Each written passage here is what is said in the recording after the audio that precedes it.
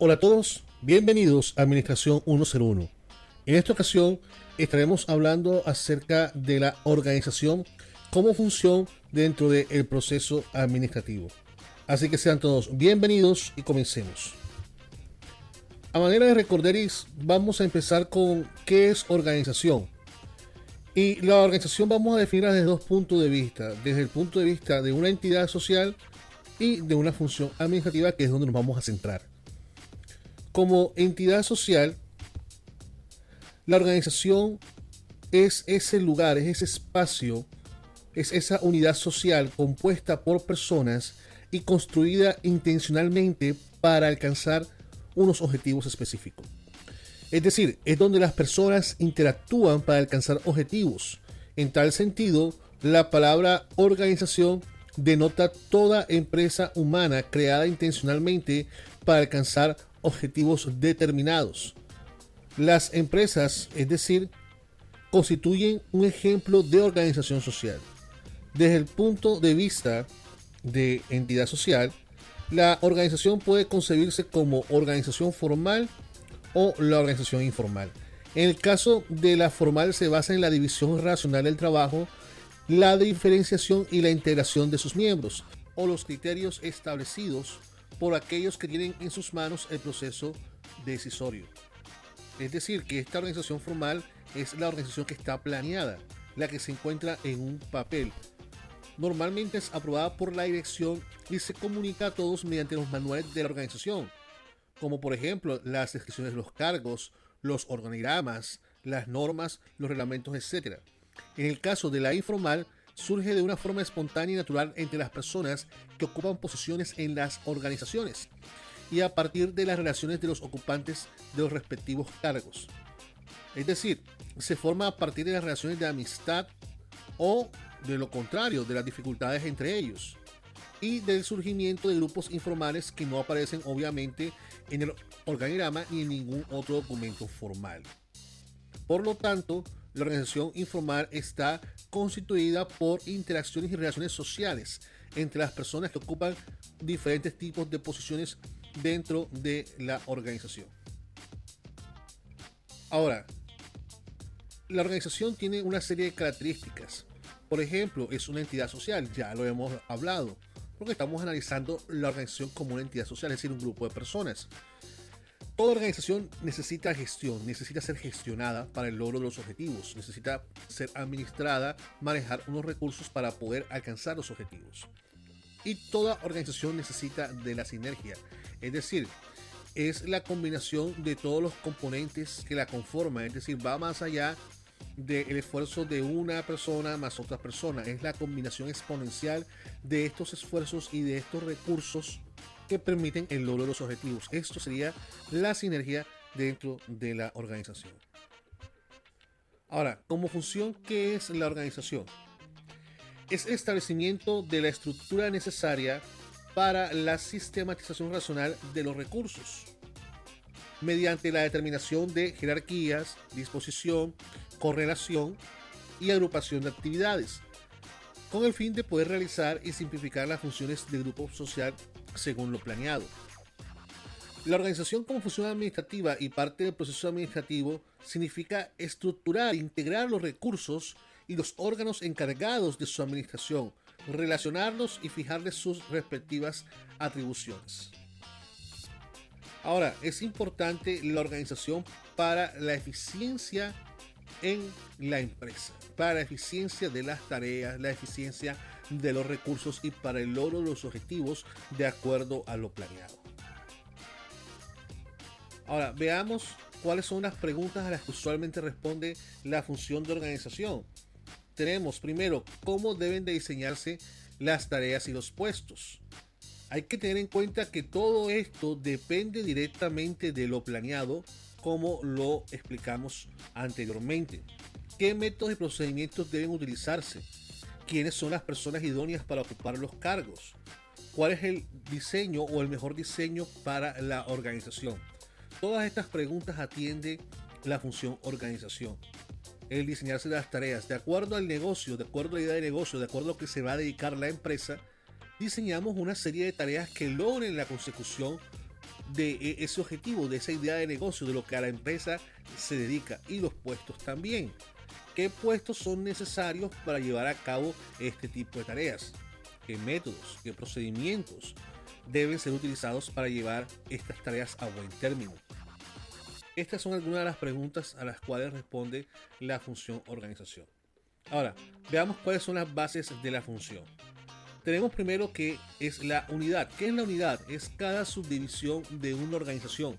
Por ejemplo, divisiones, departamentos, secciones, grupos de trabajo y equipos que se consideran unidades organizacionales. Es decir, podríamos decir que la unidad es el ente más básico dentro de una organización, de lo que está compuesta.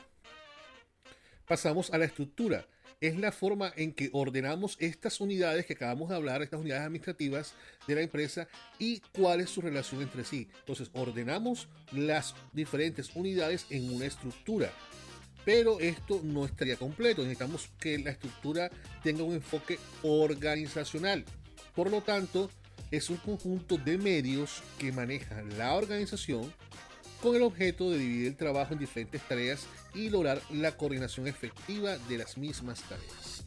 Entonces, no solamente las agrupamos, sino que lo hacemos de la mejor forma con los medios que tenemos, con los recursos que maneja la organización para poder dividir el trabajo en las tareas necesarias y poder lograr los objetivos.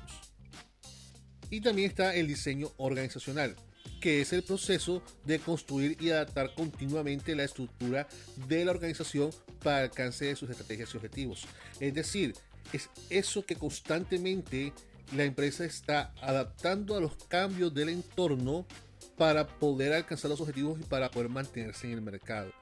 Una de las características de la función organización, y más aún en esto del diseño organizacional, es que dura lo que dura la empresa. O sea, yo voy adaptando la estructura de la organización mientras ésta exista. Mientras ésta viva, voy adaptando y voy construyendo sobre el camino. Veamos cuáles son las importancias, cuál es la importancia de la función organización. Primero, detalla. ¿Qué detalla? Detalla todo el trabajo que debe ejecutarse. Detalla todas las tareas necesarias para lograr lo planeado. Lo que ya se hizo en planeación, dividimos las tareas, las creamos y dividimos el trabajo de tal forma que pueda realizarse. Por lo tanto, dividimos la carga total del trabajo en actividades que son ejecutadas de forma lógica y cómoda, es decir, de una forma eficiente. Al dividir el trabajo terminamos especializando. ¿Qué termina especializándose? Los órganos y las personas, es decir, terminan especializándose esas unidades que habíamos hablado anteriormente, terminan especializándose porque debido a la división se vienen trabajando en lo mismo por mucho tiempo, terminan especializándose en eso que hacen. Y por último, suministra. ¿Qué suministra? Los métodos para que se puedan desempeñar las actividades eficientemente con un mínimo esfuerzo. En esto radica la importancia de la función organización. Ahora, veamos estos principios de la organización. Primero, unidad de mando. Un subordinado solo deberá recibir órdenes de un solo jefe. Cuando no se respeta este principio, se generan problemas de responsabilidad, hay confusión y se produce una serie de conflictos entre las personas. Tenemos la especialización. Consiste en agrupar las actividades de acuerdo a su naturaleza, es decir, de tal forma que a la persona dedicarse a esa tarea en particular por un tiempo determinado, termina especializándose en la ejecución de esa misma tarea. Autoridad y responsabilidad. Esto se comparte y por ello se debe mantener un equilibrio.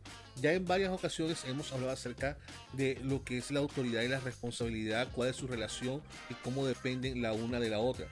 Al momento de organizar la estructura de organización debe quedar claro que la autoridad está en los cargos y quién es responsable de qué tarea.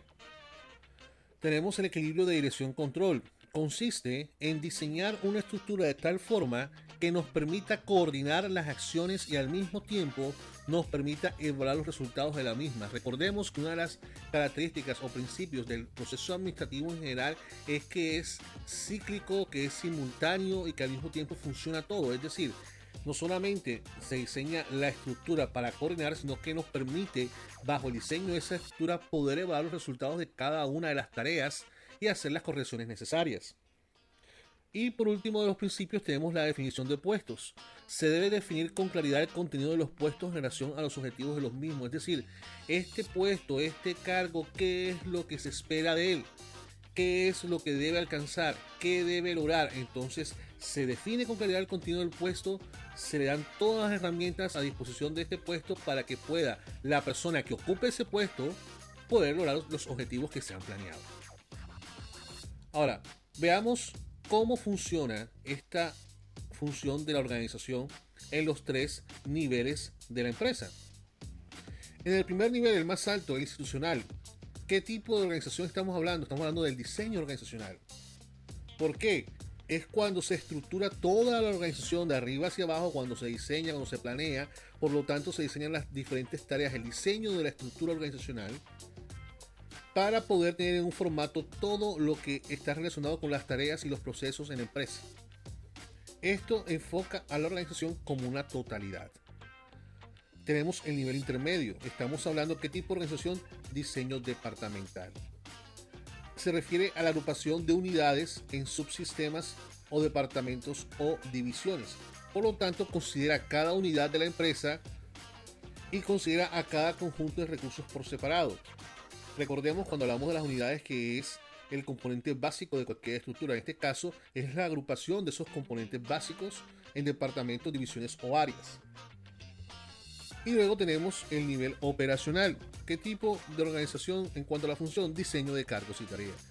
Estamos hablando de estructura de las posiciones y las actividades en los cargos. Va microorientado, considera cada tarea y cada operación. Obviamente, esto de abajo hacia arriba lo que procura es poder cumplir ese diseño organizacional, poder cumplir esa totalidad que allá a nivel institucional se ha planeado o se ha diseñado. Ahora, ¿cuáles son los procesos fundamentales de esta función organización? Tenemos lo que es la división del trabajo, la departamentalización y la jerarquización. Vamos a analizar cada uno de ellos. Comenzamos. La división del trabajo. Se refiere al grado en que las tareas se subdividen y se asignan a diferentes individuos especializados. Es decir, las tareas se dividen o se subdividen de acuerdo al grupo particular en el que pertenezcan y se asignan a individuos que terminan especializándose en esta tarea. Las ideas o los conceptos de división de trabajo y especialización son inseparables, es decir, la una va a depender de la otra. Mientras exista división del trabajo, va a haber especialización. Dentro de cada unidad organizacional, los empleados desempeñan solo las tareas relacionadas con su función especializada. Por lo tanto, esto termina impactando lo que es la productividad de la empresa. Al dividir el trabajo, se crean tareas simplificadas que se pueden aprender o realizar con una velocidad considerable, que es la especialización. Cada persona se convierte experta en cierto trabajo.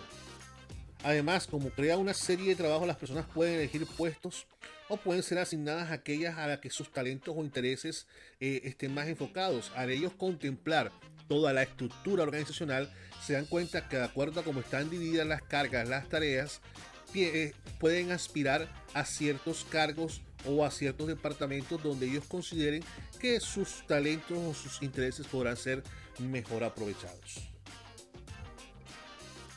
Ahora, veamos estas características de las divisiones del trabajo. Primero vamos a ver de dónde vienen. Luego vamos a ver sus principios, sus propósitos fundamentales. Hablaremos de la coordinación, de autoridad, de responsabilidad y lo que tiene que ver con delegación. Primero, vamos con los antecedentes. Ya en el año de 1776, Adam Smith, uno de los grandes economistas de todos los tiempos, padre de la economía considerado por muchos, concluyó que la división del trabajo incrementa la productividad al aumentar la habilidad y la destreza de cada trabajador. Obviamente, esto ya lo habíamos explicado. ¿Por qué? Porque termina ahorrando tiempo que se pierde en el cambio de tareas y a través de inventos que ahorran trabajos y maquinaria. Es decir, ya tú sabes que tal trabajador está especializado en X tarea, por lo tanto, tú sabes que el rendimiento o la productividad que va a tener ese trabajador va a ser la deseada porque ya se ha especializado.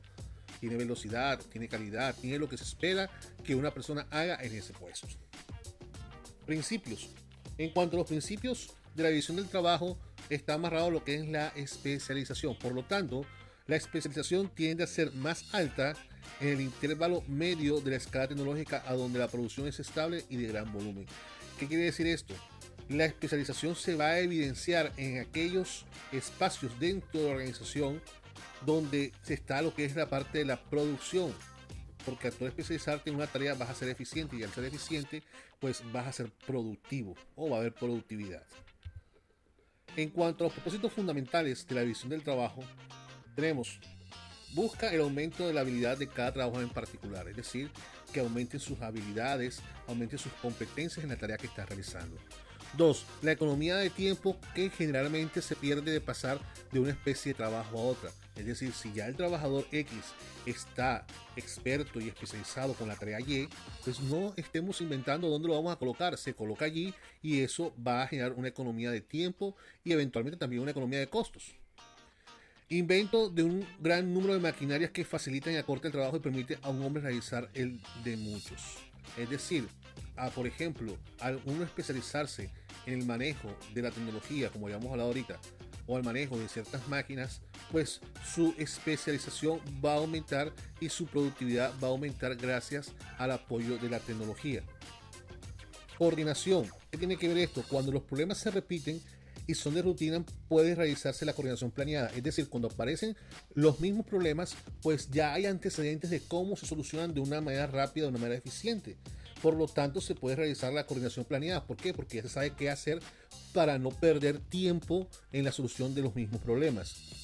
En las situaciones que está cambiando rápidamente y en las cuales se están presentando siempre nuevos problemas, puede resultar más adecuada la coordinación por retroalimentación. ¿Qué quiere decir esto? Que en estas situaciones que están cambiando constantemente, de pronto un nuevo producto, un nuevo proyecto, y se presentan dificultades al principio constantemente, la mejor forma de coordinar es a través de la retroalimentación. ¿Qué es lo que está pasando? ¿Por qué está pasando? ¿En qué momento está pasando? Y esto va a ayudar a que se coordine lo que es el resultado que se espera de esa tarea en particular que se está realizando. Continuamos. Ahora veamos lo que es autoridad. De la autoridad, ¿qué podemos definirla? ¿Cómo podemos definirla? Es la capacidad formal de impartir una orden y que ésta sea cumplida. Y esto nos implica un par de cosas. Obviamente, primero estamos hablando que la autoridad pues reposa en el cargo, no en la persona. Y si reposa en el cargo es porque es una capacidad formal. Es decir, porque estás en la estructura. Tú estás ocupando un cargo que está en la estructura de la organización. Por lo tanto, tienes autoridad para poder impartir esa orden y que sea cumplida. Ahora, no se puede negar que la autoridad también se combina con factores personales. Por ejemplo, se combinan los factores formales, o sea, los factores del cargo con los personales. Es decir, la forma de llevar la autoridad de ese cargo se va a ver permeada por los factores personales, por su personalidad, por cómo es la persona que está ocupando el cargo. Y obviamente va a haber una relación entre la autoridad y el liderazgo. Es decir, esta persona, cómo aplica su liderazgo en el cargo en el que está. También la autoridad se relaciona con el poder. ¿En qué sentido? El poder lo que es la legitimización de una autoridad que no está directamente relacionada con la persona. Es decir, por ejemplo, el dueño de la empresa con un operario no está directamente relacionada porque no es el jefe. Sin embargo, se valida esa autoridad porque tiene el poder de ser el dueño de la empresa.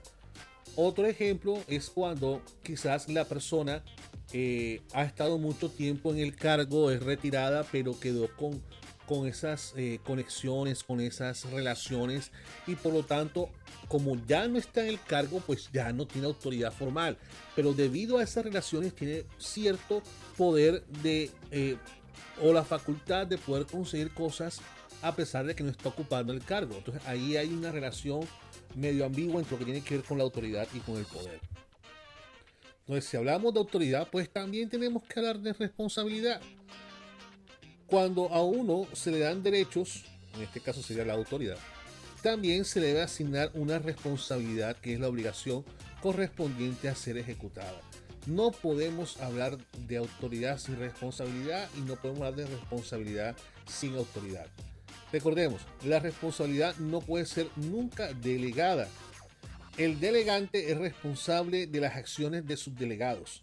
Ahora, cuando hablamos de que la responsabilidad no puede ser nunca delegada, es quien asume las consecuencias del éxito o del fracaso del proyecto. Sin embargo, al tú delegar, que vamos a ver ahorita, al delegar autoridad en una persona para hacer una tarea, hay una cierta responsabilidad, pero operativa de hacerla. Es decir, tiene la responsabilidad, el deber de hacer a lo que tú le enviaste a hacer, pero quien responde ante gerencia, ante junta directiva, es el encargado del proceso en general, el encargado del proyecto. ¿Sí? La responsabilidad, dice Henry Fayol, una frase, la responsabilidad es tan temida como la autoridad es deseada. Todo el mundo quiere autoridad, pero al parecer no todos quieren la responsabilidad, la obligación. Cosa interesante. Continuamos con la delegación. Es la asignación de autoridad formal y de responsabilidad a otra persona para que lleve a cabo determinadas tareas. Atención, aquí no nos estamos contradiciendo. Cuando hablamos de asignación de autoridad formal y de responsabilidad a otra persona para que lleve a cabo determinadas actividades, lo que estamos diciendo es cuando, por ejemplo, una persona entra a un nuevo cargo, hay alguien por encima de él, el cargo que está por encima de él, y la persona que ocupa ese cargo le delega la autoridad, pero también le delega la responsabilidad de ese proyecto en particular, de esa zona, de esa área, de ese proceso. A eso es lo que nos referimos. La delegación de autoridad por los superiores a los subordinados es necesaria para el buen funcionamiento de cualquier organización. Es importante saber delegar. Delegar no es uno olvidarse de las cosas y que otros respondan. No. Delegar es compartir, es poder hacer varias cosas que usualmente uno solo no puede. Delega funciones para el cumplimiento de los objetivos de una forma eficiente. Ok, ahora vamos a ver lo que es la centralización, la descentralización y la desconcentración. En ese sentido, la centralización es cuando la autoridad reside en un único lugar, lo que usualmente se llaman las casas matrices o los que se llaman la oficina principal. ¿Sí? La autoridad reside allá, por lo tanto los problemas van a fluir hacia un mismo lugar para su solución. Necesitan de la aprobación del jefe o de la cabeza que se encuentra en esa sede principal para poder tomar las decisiones y solucionar los problemas que se presentan. En otra oportunidad estaremos hablando acerca de las ventajas y las desventajas que presentan cada uno. Obviamente la centralización pues tiene sus ventajas, pero también tiene sus desventajas, que usualmente es casi complicado tomar la decisión con todos los datos porque no estás allí, no estás vivenciando el problema. En cuanto a la descentralización, las decisiones se delegan a niveles más bajos de la organización. Y eso tiene su ventaja. ¿Por qué? Porque las personas que están en el día a día o que están enfrentando el problema cara a cara pueden tomar una mejor decisión sin esperar que otra persona en otra sede, en otra ciudad, en otra oficina que no tiene nada que ver, tome una decisión. La desconcentración. La autoridad es delegada y la responsabilidad es compartida. Se sujeta a diversos tipos de control que operan dentro de la administración central, pero se puede manejar con relativa libertad. Es cuando de la parte central se delega la autoridad, pero la responsabilidad es compartida entre la parte central de la empresa y el área, departamento o zona en el que se encuentra la dificultad del problema o la toma de decisiones. Es decir, las diferentes unidades manejan cierta libertad en la toma de decisiones, pero no es completa. Está sujeta de pronto a una aprobación o una revisión de parte de otra persona o de otro cargo o de otra zona. Muy bien, continuamos. Viendo esto, pasamos ya a lo que es la departamentalización. En este sentido, se refiere a agrupar en departamentos aquellas actividades de trabajo que son similares o tienen una relación lógica. Para ello se elabora usualmente un organigrama donde mediante cuadros se representan diferentes departamentos que integran la organización. La departamentación, por lo tanto, podemos decir que es el resultado de las decisiones que toman los gerentes en cuanto a las actividades laborales una vez se han dividido las tareas para que se puedan relacionar en grupos parecidos. Por ejemplo, cuando hablamos quizás del departamento de recursos humanos, pues se reúnen las actividades que tengan que ver con de recursos humanos o el talento humano, por ejemplo, contratación, capacitación, nómina, ese tipo de actividades que usualmente va en el área de recursos o de talento humano. Existen dos tipos de departamentalización en una estructura normal de una empresa, que es la departamentalización vertical, que tiene que ver con la jerarquía, tiene que ver con la autoridad, y la departamentalización horizontal, que tiene que ver con las interacciones de los diferentes grupos de un mismo nivel jerárquico.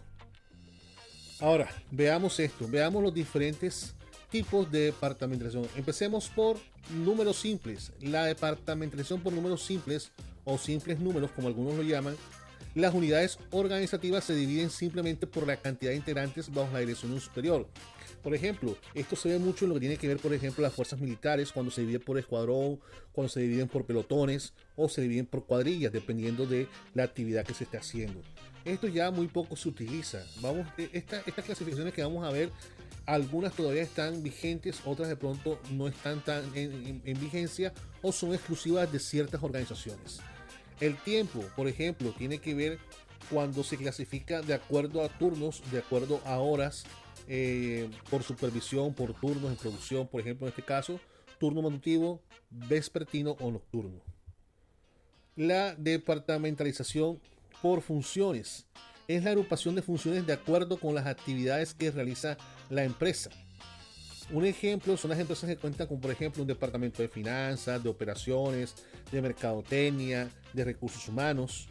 Usualmente es el método más común de agrupar las actividades, la cual repercute de forma positiva en la especialización. Es un tipo de departamentalización muy usado por las pequeñas, medianas empresas, ya que representa un menor costo en la estructura. Tenemos por producto o servicio. La agrupación de actividades se basa en los productos que la empresa ofrece, por ejemplo, los departamentos electrónicos para el hogar, para la oficina, tecnología. Divide los departamentos por productos o por líneas de producto. Es mayormente empleado por grandes empresas que fabrican productos en cantidades considerables, que exportan, que tienen diferentes mercados a nivel internacional. Por zona geográfica o por territorio. Cuando las empresas realizan sus operaciones en diversos estados, países, departamentos o en diferentes ciudades, adoptan una departamentalización de acuerdo con el territorio que operan.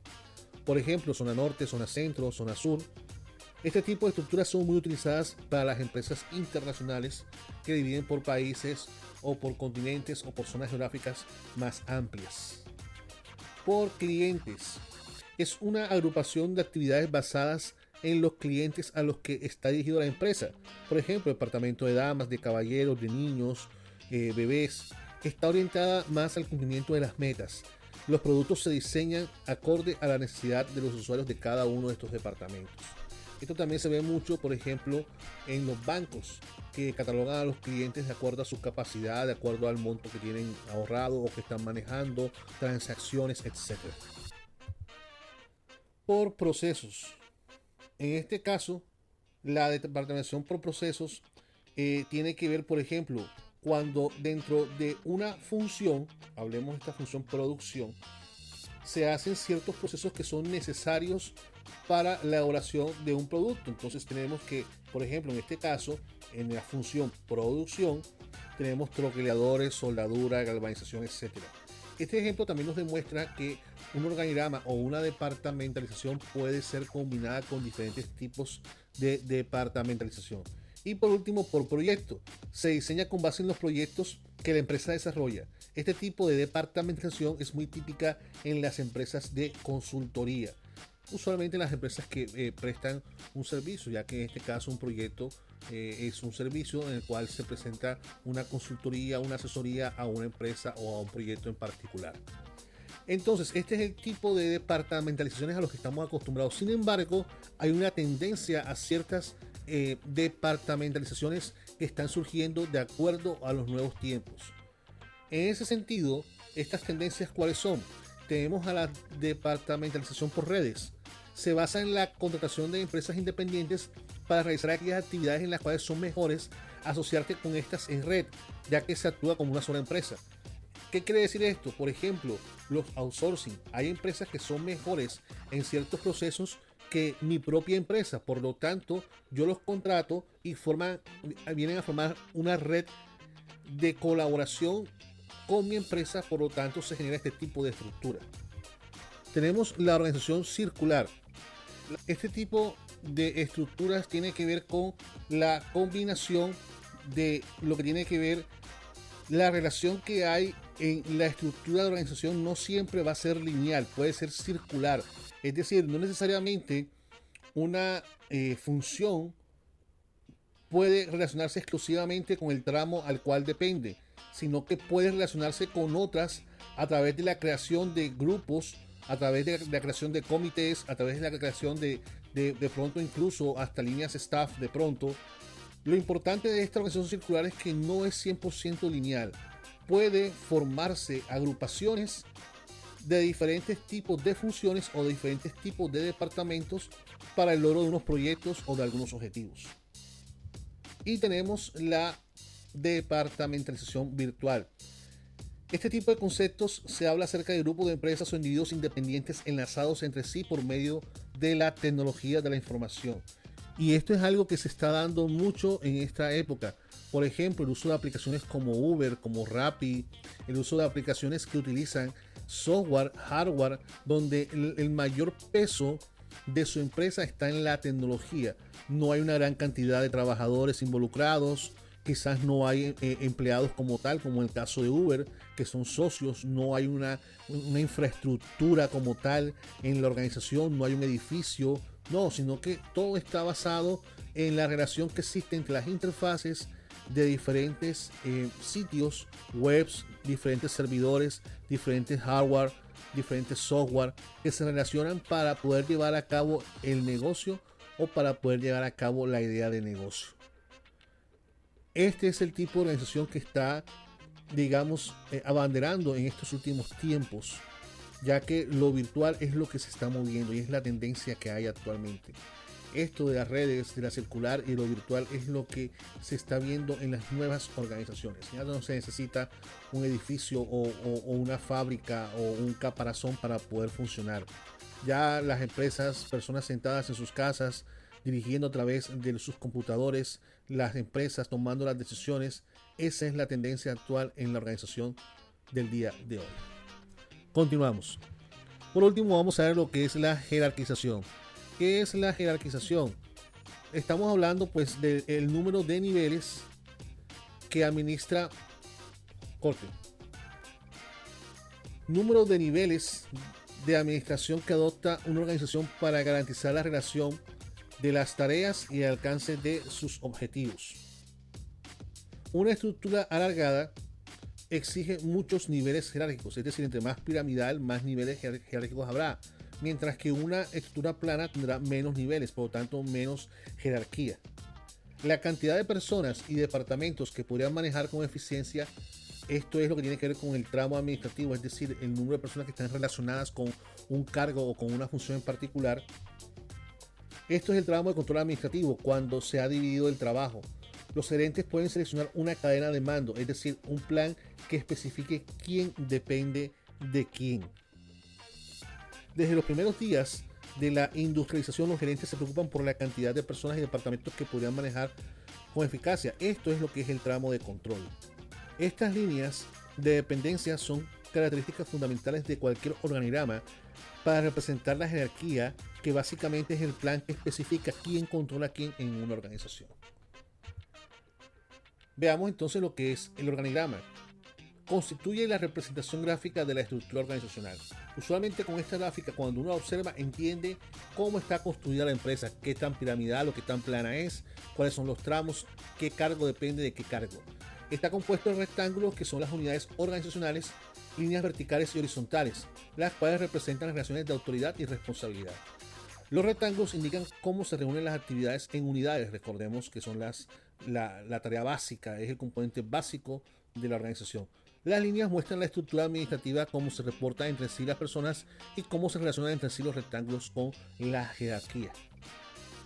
En tal sentido, aquí tenemos un ejemplo de organigrama. No está amarrado a una empresa como tal, pero para que entendamos lo que tiene que ver con los diferentes niveles, los tramos, quién depende de quién en cuanto a los cargos.